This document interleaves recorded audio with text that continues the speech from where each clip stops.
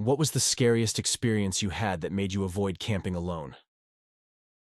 Last summer, I took a solo camping trip to unwind from the stresses of city life. I've always loved the outdoors and the peace it brings.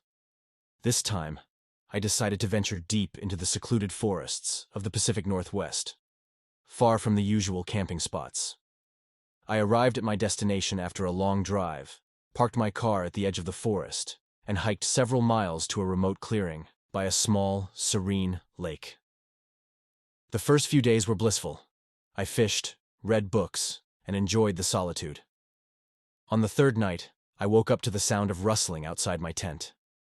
I assumed it was a small animal, maybe a raccoon or a deer. I dismissed it and went back to sleep.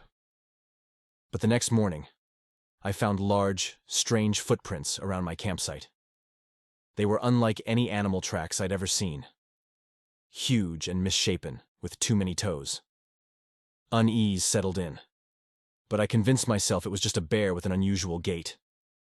That night, the rustling came back, louder and closer. I lay in my sleeping bag, heart pounding, as something heavy brushed against the side of my tent. I could hear it breathing, deep, raspy breaths. I didn't dare move. Suddenly, a low, guttural growl filled the air. It wasn't a bear. It sounded almost human, but twisted and wrong. I grabbed my flashlight and flicked it on, shining it through the thin fabric of the tent. The growling stopped, and whatever it was moved away quickly, crashing through the underbrush. I didn't sleep for the rest of the night. At dawn, I packed up my gear and hiked back to my car as fast as I could. The whole way, I felt like I was being watched. Every snap of a twig, every rustle of leaves made me jump.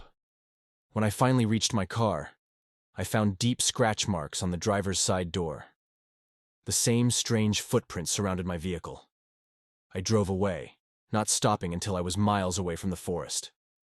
I reported the incident to the local ranger station, but they just shrugged it off, saying it was probably just a bear or my imagination playing tricks on me. But I know what I heard, what I saw.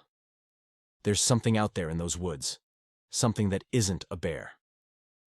I haven't been camping since, and every night I dream of that growl, those footsteps, and the feeling of being watched. If you ever decide to camp in the remote forests of the Pacific Northwest, be careful. There's something out there, and it's watching.